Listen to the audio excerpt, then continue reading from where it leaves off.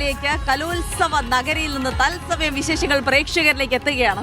കൗമാര കലയുടെ വസന്തോത്സവം തൃശ്ശൂരിന്റെ മണ്ണിൽ 1.5 ദിവസം പിന്നിടുന്നു. നല്ല ദിവസം എന്ന് പറയുമ്പോൾ ആവേശോജ്വലമായ മത്സരങ്ങളാണ് നടന്നുകൊണ്ടിരിക്കുന്നത്. ആവേശോജ്വലമായ മത്സരങ്ങൾ തൃശ്ശൂരിൽ ഉച്ചച്ചൂടിന്റെ കാഠിന്യം വേദികളിൽ പോരാട്ടച്ചൂടിന് വഴിമാറുന്ന ഏറ്റവും മനോഹരമായ രംഗങ്ങൾ. തീർച്ചയായിട്ടും മധ്യാഹ്ന വെയിൽ അങ്ങനെ കത്തി നിൽക്കുന്നു. പക്ഷെ അതൊന്നും മത്സരാർത്ഥികളെ തളർത്തുന്നേയില്ല. ആവേശപൂർവ്വം മത്സരം കാഴ്ചക്കാരെയും ബാധിക്കുന്നില്ല. വേദി ഒന്നിലൊക്കെ ഇപ്പോഴും നിറഞ്ഞു കവിഞ്ഞ ആളുകളുണ്ട്. നിറഞ്ഞ സദസ്സിൽ പ്രദർശനം തുടരുന്നു എന്നൊക്കെ നമ്മൾ പറയാറില്ലേ. അപ്പൊ തൃശ്ശൂരിലേക്ക് വീണ്ടും കലോത്സവം വിരുന്നിനെത്തുമ്പോൾ നമ്മൾ ഇത് പ്രതീക്ഷിതാണ്. ഈ നിറഞ്ഞ ആൾക്കൂട്ടം നമ്മൾ പ്രതീക്ഷിച്ചതാണ്. അത് അങ്ങനെ തന്നെ തുടരുകയാണ്. വളരെ മനോഹരമായ മത്സരങ്ങൾ. ഇന്ന് ജനപ്രിയ ഐറ്റങ്ങളൊക്കെ ഒരുപാട് വേദിയിൽ എത്തുന്നു എന്നുള്ളത് കൂടെ ശ്രദ്ധേയമാണ്. ഒന്നാമത്തെ വേദിയിൽ ഇപ്പോഴും ഭരതനാട്യം തുടരുന്നു. ജിൽസി നാടോടി നൃത്തം 2ാം വേദിയിൽ, മംഗലം കളി നീലക്കുറിഞ്ഞിയിൽ, ഒപ്പം മിമിക്രി പവിഴമല്ലി 4ാം വേദിയിൽ. എല്ലായിടങ്ങളിലും നമ്മുടെ റിപ്പോർട്ടർമാർ നൽകുന്ന വിവരമനുസരിച്ച് നല്ല ആൾക്കൂട്ടമുണ്ട്. അപ്പോൾ കലാകേരളം 64ാമത് സംസ്ഥാന സ്കൂൾ കലോത്സവത്തെ നെഞ്ചേറ്റി കഴിഞ്ഞു. തൃശ്ശൂരിന്റെ കാണികൾ അതങ്ങ് ഏറ്റെടുത്ത് നടത്തുന്ന കാഴ്ചയാണ് ഇന്നലെ വൈകിട്ട് മുതൽ നമ്മൾ കാണുന്നത്. ഇന്നും അതിനൊരു മാറ്റവും ഇല്ല. പക്ഷേ പറഞ്ഞ് നമുക്ക് ആളുകളെ പറ്റി പറഞ്ഞ് പുകഴ്ത്തി ഒരുപാടൊക്കെ പുകഴ്ത്തണ്ട. ഇന്ന് വൈകിട്ടൊക്കെ നമുക്ക് ആ കാഴ്ചകളിലേക്ക് വരാം. അപ്പൊ വേദികളിലും ചൂട് തന്നെയാണ്, പോരാട്ട ചൂട് തന്നെയാണ്. ഇനി പോയിന്റ് ടേബിളിലേക്ക് വന്നാലും അവിടെ കടുത്ത മത്സരമാണ്. അവിടെ ഒരു ചൂടും ബാധിക്കുന്നില്ല എന്നുള്ളതാണ്. അതാണ്. അപ്പോ ഏറ്റവും ഒടുവിലെ പോയിന്റ് നില എങ്ങനെയാണ്? രാവിലെ നമ്മൾ നോക്കുമ്പോൾ കണ്ണൂരായിരുന്നു മുന്നിൽ. തൃശ്ശൂർ വീണ്ടും 1ാം സ്ഥാനത്തേക്ക് കയറി വന്നിട്ടുണ്ടോ? കോഴിക്കോടെങ്ങാണ്ടോ തിരിച്ചുവരവിന്റെ ലക്ഷണം കാണിക്കുന്നുണ്ടോ? ഇതൊക്കെ നമുക്ക് വിശദമായി അറിയണം. പക്ഷേ സേഫു നമ്മളോട് ഒരു അതിഥി ഇന്ന് ചേരുന്നുണ്ടല്ലോ.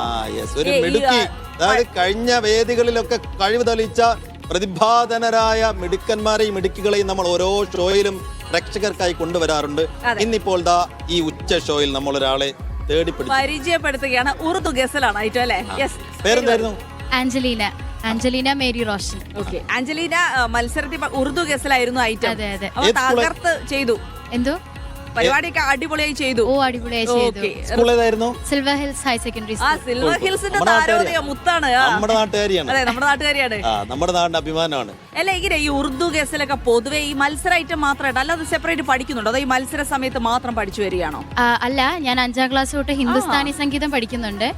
8th സ്റ്റാൻഡേർഡ് തൊട്ട് ഞാൻ ഉറുദു ഗസലിന് പാർട്ടിസിപ്പേറ്റ് ചെയ്യുന്നുണ്ട്. 5ാം ക്ലാസ് മുതൽ ഹിന്ദുസ്ഥാനി. അയ്യോ, സേഫിന് ഭയങ്കര ആഗ്രഹമായിരുന്നു ഹിന്ദുസ്ഥാനി പഠിക്കണമെന്ന്. ഹിന്ദുസ്ഥാനി പഠിക്കണമെന്ന ആഗ്രഹവുമായി പിന്നീട് പറയാം. അപ്പൊ നമുക്ക് നമ്മുടെ പ്രേക്ഷകർക്കായിട്ട് ആ ഉറുദു ഗസൽ ഞങ്ങൾക്കൊക്കെ കേൾക്കാൻ ആഗ്രഹമുണ്ട് കേട്ടോ. രണ്ടുപേരും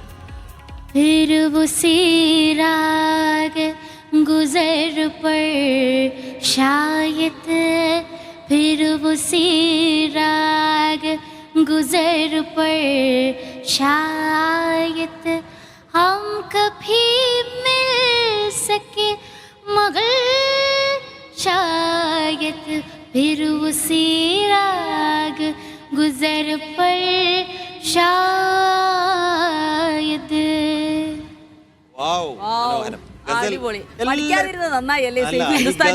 ഗസലിന്റെ പ്രത്യേകത എന്താ പറയുക ജൽസി? എല്ലാവർക്കും ഇഷ്ടപ്പെട്ട ഒരു ഐറ്റമാണ് ഗസല്. ആർക്കെങ്കിലും ഗസൽ ഇഷ്ടപ്പെടാത്ത ഏതെങ്കിലും ഒരു മനുഷ്യൻ ഉണ്ടാവുന്നു. കേട്ടിരുന്നാ മതി. നമ്മളെങ്ങനെ നമുക്ക് അർത്ഥമൊന്നും ചിലപ്പോൾ മനസ്സിലായിക്കൊള്ളുന്നില്ല. പക്ഷെ മൈൻഡ് റിലാക്സേഷന് പറ്റിയ ഒരു ഐറ്റമാണ്. അതിങ്ങനെ പെയ്തിറങ്ങും ഗസൽ നമ്മുടെ ഉള്ളിലേക്ക്. അപ്പൊ എന്തെങ്കിലും പ്രയാസങ്ങളും പ്രശ്നങ്ങളും ഒക്കെ ഉണ്ടാകുമ്പോൾ 2 വരി ഗസൽ ഇങ്ങനെ കേട്ട് കഴിഞ്ഞാൽ ഇപ്പൊ തന്നെ ജിൽസി എന്തെല്ലാം പ്രശ്നങ്ങൾക്ക് നടുവിലായിരുന്നു 2 വരി കേട്ടപ്പോഴത്തേക്കും അതെന്താ എന്റെ കാര്യത്തിൽ. അപ്പോ ഇത് ആദ്യമായിട്ടാണോ കലോത്സവത്തിന്? ഹൈസ്കൂൾ വിഭാഗം വന്നായിരുന്നോ നേരത്തെ? ഹൈസ്കൂൾ വിഭാഗം വന്നിട്ടുണ്ട്, ഗസലിന് വന്നിട്ട്. പക്ഷേ ഡയറക്റ്റ് ആയിട്ട് വരുന്നത് ഈ ടൈമിലാണ്.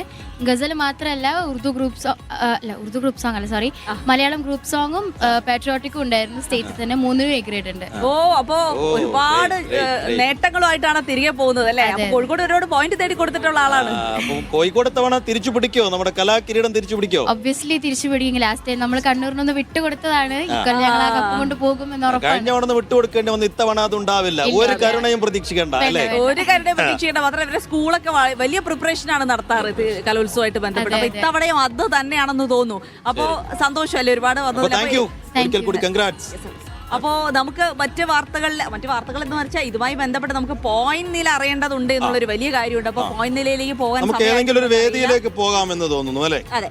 അപ്പൊ നമുക്ക് വേദി മാത്രമല്ല, നമുക്ക് ഈ പോയിന്റ് നിലയെ പറ്റി പറയുമ്പോൾ സേഫു ഇപ്പൊ എന്താണ് വിവരം കിട്ടുന്നുണ്ടോ? എവിടെയാണ്, ആരാണ് ഒന്നാം സ്ഥാനത്ത് കുതിക്കുന്നത് എന്നുള്ള വിവരങ്ങൾ ഉണ്ടോ എന്ന് ആദ്യം നോക്കണം. സംസ്ഥാന സ്കൂൾ കലോത്സവത്തിൽ ഒടുവിൽ വിവരം ലഭിക്കുമ്പോൾ 291 പോയിന്റുമായി കോഴിക്കോട് ജില്ലയാണ് മുന്നിൽ. അഞ്ജലിനെ ഇപ്പൊ പറഞ്ഞതേ ഉള്ളൂ, ഞങ്ങളുടെ കോഴിക്കോട്ടുകാർ തിരിച്ചു വരവിന് ഒരുങ്ങുന്നുണ്ടെന്ന്. രണ്ടാം സ്ഥാനം കൂടെ അറിയണം, എന്നിട്ട് നോക്കാം. രണ്ടാം സ്ഥാനം 289 പോയിന്റുമായി കണ്ണൂർ. 3 പോയിന്റിന്റെ വ്യത്യാസം. കണ്ണൂർ വിട്ടുകൊടുക്കില്ല. പിന്നെ അപ്പൊ 2-3 സ്ഥാനങ്ങളിലേക്കൊക്കെ നമുക്ക് വരാം. എന്തായാലും കടുത്ത മത്സരം. ഈ ചൂടൊന്നും ഒരു വിഷയവുമല്ല കേട്ടോ. എങ്ങനെയെങ്കിലും കപ്പ് അടിച്ചു കൊണ്ടുപോകണം. ഇന്നലെ ആ കപ്പ് കലോത്സവ നഗരിയിലേക്ക് കൊണ്ടുവന്നപ്പോഴേ ഞാൻ ഓർത്തു ഒരുപാട് ആളുകൾ അതിനകത്ത് കണ്ണു വെച്ചിട്ടുണ്ടെന്ന്.